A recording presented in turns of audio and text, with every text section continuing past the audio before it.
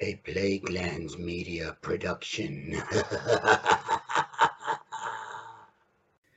Hey everyone, this is Hugh from Plaguelands Media bringing you another book review today. So cheers. Drinking a very nice Chilean red. Not because I want to overuse the word suffuncifying, but because the best friend of the main character in this book owns a wine shop. Thought it'd be a nice little tie in there. This is The Dead Won't Tell by S.K. Waters. This is a debut novel that was released, I believe, in 2022. No Secret is Buried Deep Enough. This is a thriller. This is a mystery. So, with that said, I'm going to try to not spoil a whole lot about the plot. I kind of want to keep it a secret. If you're interested, you can go off and read it on your own. What I will tell you about this book is, number one, the first half of this book was as much as I hate to say it, it was shit. It was one character, the main character, Abby, finding clues and then telling those clues to another character who would then find clues and tell those clues to another character, and so on and so forth. Really, really, really boring, probably 150 pages of this. Second half of this book, fucking phenomenal. Ramped it up here to the point where I literally couldn't put it down. You get halfway through this thing and it just really starts to, find its legs and just fucking moves. This is one of those books where you have the chapters broken up into various parts and they tell you where it's happening and what time it's happening. I don't really care for that. It doesn't make a whole lot of fucking difference when it comes to books. So, not quite sure why that was the choice here, but, it was. That's fine. Now, this book is basically a cold case mystery novel. The murder in question is the murder of Rosalie Dufresne, who was a 20-year-old black girl who was killed in 1969 on the evening that the astronauts that did the first moon landing, Neil Armstrong, Buzz Aldrin, and the other guy that no one actually fucking remembers, managed to land safely back on Earth. Everyone is celebrating the fact that America beat the Russians to the moon. So this is set in the small town of Hunts Landing. Hunts Landing has a university that NASA kind of used the engineers from this university. So there is that kind of side plot happening. At the same time, this black woman is murdered during the celebrations. And this is, I believe the book is set in 2015.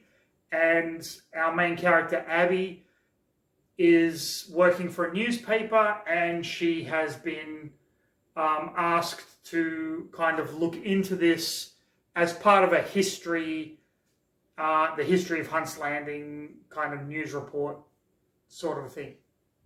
Abby has a background in history, being a history major. Both of her parents were history professors. She was going for her PhD, but ultimately her PhD was rejected by this guy Wexler, who is the son of the prominent family in the town, the Wexlers. Theodore Wexler is the guy that kind of started and runs the university. Theodore Wexler also hired Rosalie Dufresne's mother as a cook, and he was putting her through college on a scholarship with a few other black people. This was back in 1969, time of segregation, whatever. So Abby in 2015 is looking into this and uncovering clues and trying to kind of work out what happened and give some justice to Rosalie Dufresne. That is your main plot. If you don't want anything semi-spoiled, and I'm going to try and not spoil it from this point forward, just know, first half boring, second half amazing. Did I enjoy the book? Fuck yes. It was great. Had a fucking great time with it. And I would recommend this to anyone that wants a good kind of set in the south of America, like Alabama-style murder mystery. But please keep in mind that the beginning is very, very boring. With that said, we are just going to get straight into the next episode of... Read a fucking book.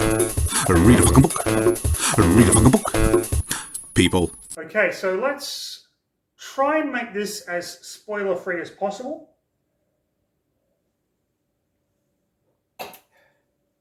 You have the main character of Abby, who grew up in the town of Hunt's Landing. As I said in the intro, her PhD was rejected by her advisor, Frank Wexler, who is the son of Theodore Wexler. Frank is still a professor at the university, and Abby is basically the widow of a war veteran who is trying to raise two teenagers, a 16-and-a-half-year-old son and a 13 or 14-year-old daughter. Now, this is my first complaint with the book. These kids are too fucking nice. They are teenagers. They would not be that fucking nice. It's just never going to happen. I'm sorry. I don't care who the fuck you are. Teenagers, especially the son who is into video games and whatnot, he'd be smashing keyboards and cussing out his mother and doing whatever, but nope, not in this book. So Abby is tasked with this story of this murder from 1969. She gets it because one of the other reporters is in a car accident and she is pretty much the next best thing. She has history in the town. She talks to people in the town. She talks to the friends of her parents, both of whom passed away in a car accident. And ultimately, she starts to uncover more depth to this story of Rosalie Dufresne. We find out that the Wexlers and the Grovers, another kind of semi-wealthy family, are kind of intertwined. At the same time, her best friend from university, this guy called Joss, who is a documentarian, who has a famous television program that has just been cancelled. Think of every time you've turned on the History Channel and it's basically ancient aliens or the Nazi superstructures. Think of that kind of shit, but Civil War. And he comes to Hunt's Landing because he knows that Abby's parents were both very prominent professors who kept a lot of records, and he might be able to find a story there. So he starts delving into this lost treasure of Hunt's Landing, which ends up tying into the murder of Rosalie Dufresne, but not in a way that you would expect. You have characters in this book that are interesting in their own right. The main character of Abby is a generic single mother trying to work and juggle family and all that kind of stuff. She has to meet with her former advisor for her PhD, Frank Wexler. Frank is a very one-sided character, although I will admit he is redeemed at the end of this book. And then you get everyone else in the town. The new cop, Nick, who becomes the love interest, but then when there is a murder, he instantly suspects Abby and interrogates her, and then Abby's like, "You piece of shit, I don't like you anymore, even though you kissed me on our first date." But then, yeah, I get it, I like you again. It's that kind of a book. You just take it with a grain of salt. It's fun. It's a fun read. The overall payoff for the murder mystery is very, very satisfying. A little obvious. If you are a fan of the genre, you're going to get it. Instantly, you're going to get it.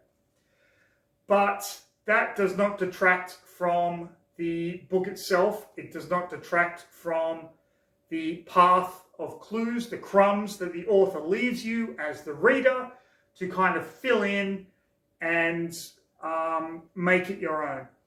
That's what I liked about the second half of this book. The second half of this book was all about you as the reader having to put the clues together.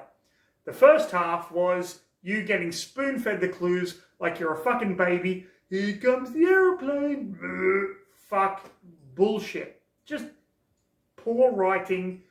I do not fault the author, S.K. Waters, however. It's a debut novel.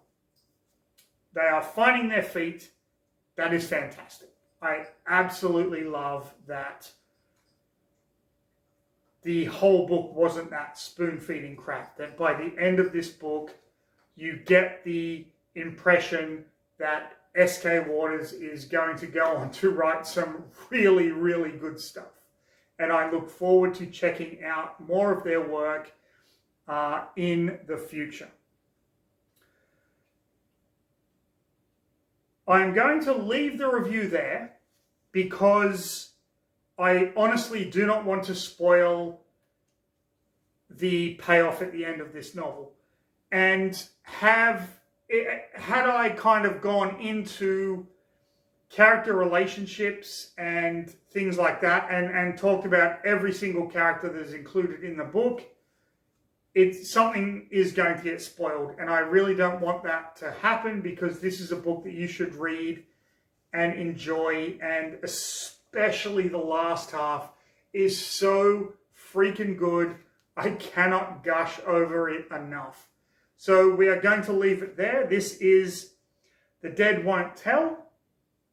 Think of it like if you went back and watched my reviews from 2023, think of the first half of this book as Goldfinger, the second half as Trigger Mortis, and that will give you all that you need to know. So we're going to leave it there. I hope you enjoyed the video. If you did, like, subscribe, leave a comment, hit the notification bell so you do not miss any future videos that will be coming out, and there will be a number of them. I have some stuff in the works. Plaguelands Media has got a lot of stuff coming up. So I'm just going to give you one last cheers to Mr. Ian Van Gammon,